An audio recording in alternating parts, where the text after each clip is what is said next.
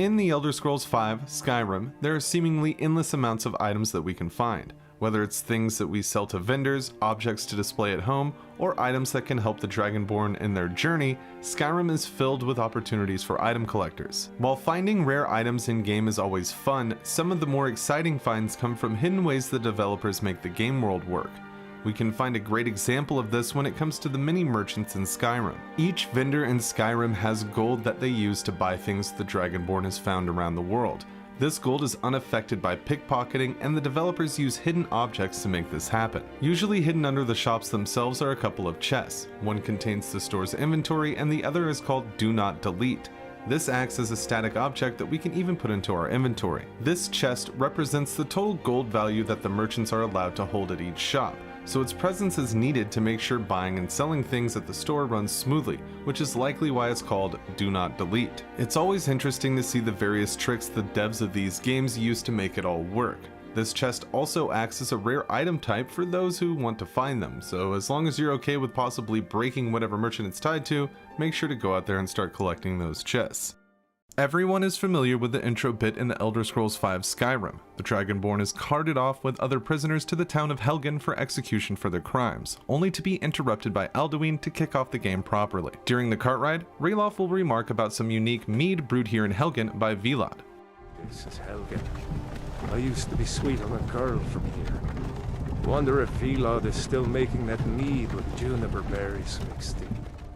We can actually find some of this rare mead here during the frantic escape of the town, though we won't be able to grab it due to our bound hands. Still, if the Dragonborn returns to Helgen right after the escape, we can find our way back to the house and loot these scarce drinks. The mead with juniper berries mixed in will heal 20 stamina but reduce stamina regeneration by 30% for 40 seconds. Regardless of this drink's effects, it is a must-have for rare item collectors and a perfect addition to your stash at home.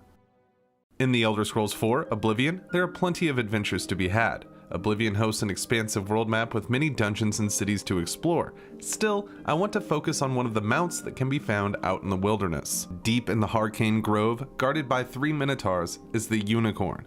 At first glance, this magical horse may seem like a great find, but I would argue it isn't worth the hassle.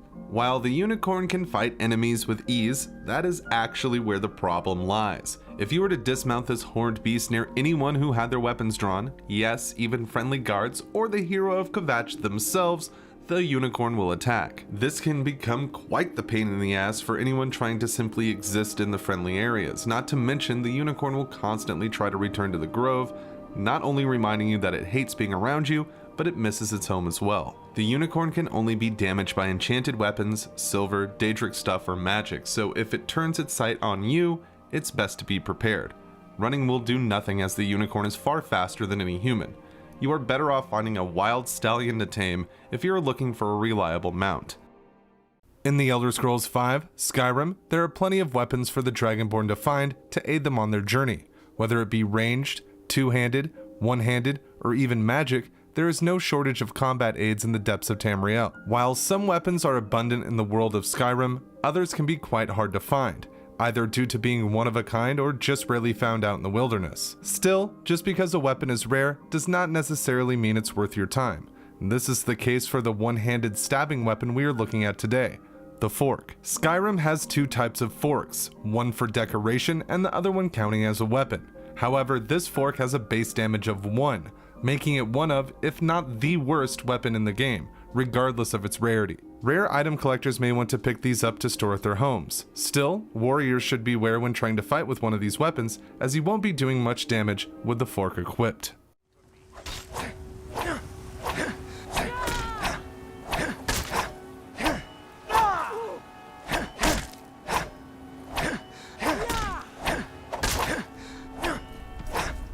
In the Elder Scrolls V Skyrim, we can visit many locations on our adventure as the Dragonborn. Skyrim undoubtedly has some of the most beautiful visual world spaces in gaming history.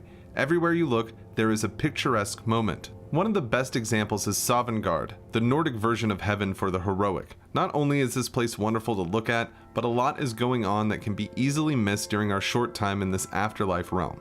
Rare item hunters may want to take their time while stumbling around Sovngarde, as we can find a few things that only appear here.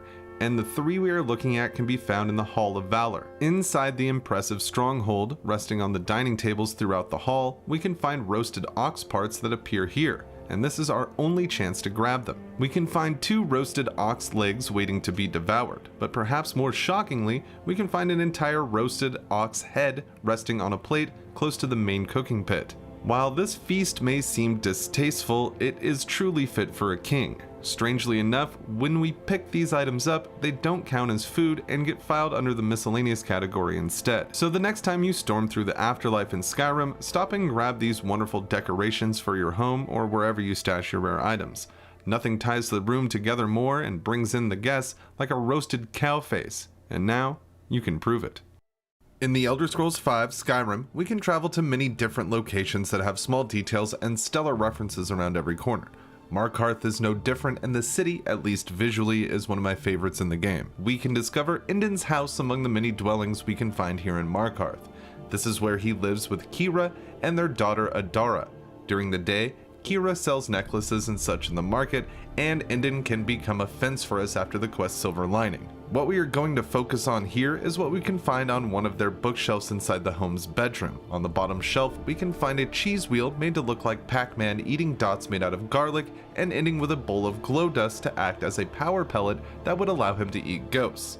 This is a really great Easter egg that is a callback to a classic game, and I always like to come and see it when I'm in the area. In the Elder Scrolls V Skyrim, there are many factions and encampments to watch out for, and one of the most notorious is the Forsworn. These Reachmen have pretty much no patience for nosy Dragonborns and have no problem engaging with any that stumble too close. Some of the most fierce among the group are the Briar Hearts that can be found in the camps of the Forsworn.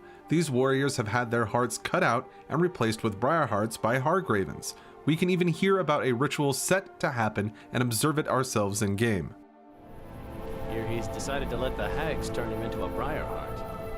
That's a true Reachman. Hope he heads to Markarth to take out some of those Nords. Bones of the wild, and life forsworn.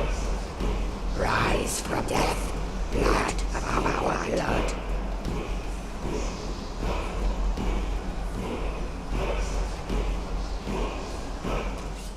One of the most incredible small details in Skyrim is that we can sneak up on these brutes and pickpocket the heart right out of their chest, instantly killing them. This is pretty handy considering these guys can be pretty tough in a battle. The Elder Scrolls series is filled with small details like this that make the game world so much more enjoyable. When you can plan out how you will handle each situation with solutions like this possible, it really brings you closer to the game world. In the Elder Scrolls V Skyrim, there are plenty of forgotten treasures to find and dungeons to pillage. Still, some of the rarest items can be found hiding in plain sight. This is the case for the unique axe, the Woodsman's Friend, which can be found hidden in the grass just north of Pine Watch. Located next to the woodcutter's corpse, we see this two-handed chopping machine. While the weapon itself is not too special, for people who like finding everything they can in the game, this axe is a must-have and can be easily missed by an unobservant Dragonborn. Thank you to Katana 2x5 from the Discord server for suggesting this one. In the Elder Scrolls V Skyrim, the Dragonborn DLC takes us to the beautiful island of Solsteam, in the wonderful land of Morrowind. The area has a harsh climate and even more hellish creatures that could stop any adventurer in their path. The DLC also introduces us to Miraak, the first Dragonborn.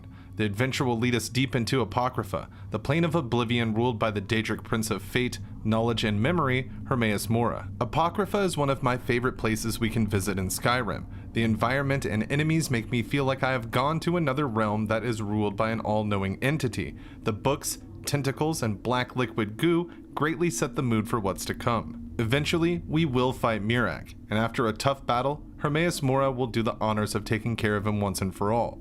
Most players simply loot Miraak and head back to Solsteam, but there is a cool secret for Dragonborns who couldn't let that be the end of things. If we bring the skeleton of Miraak to the edge of the battlefield and toss him overboard, we will see that Hermaeus Mora may not have been done with him just yet, as a flash of tentacles will appear and take his body before he hits the waters below. It's important to note that this doesn't happen with any other character in the game, as if we spawn in different NPCs and do the same, they will fall gracefully to the depths of Tentacle Land. It's interesting that Bethesda put this in the game, and it opens up questions like, is Miraak really dead? Was Hermaeus Mora just not done with him yet? Let me know what you think in the comments below. In the Elder Scrolls V Skyrim, we can find all sorts of magical places and fantastic creatures. Skyrim is filled with deep caverns, lush forests, and treacherous mountaintops which hold many small details and hidden gems. One of the most overlooked small details in Skyrim has to be the colonies of ants that we can find scattered across the world map.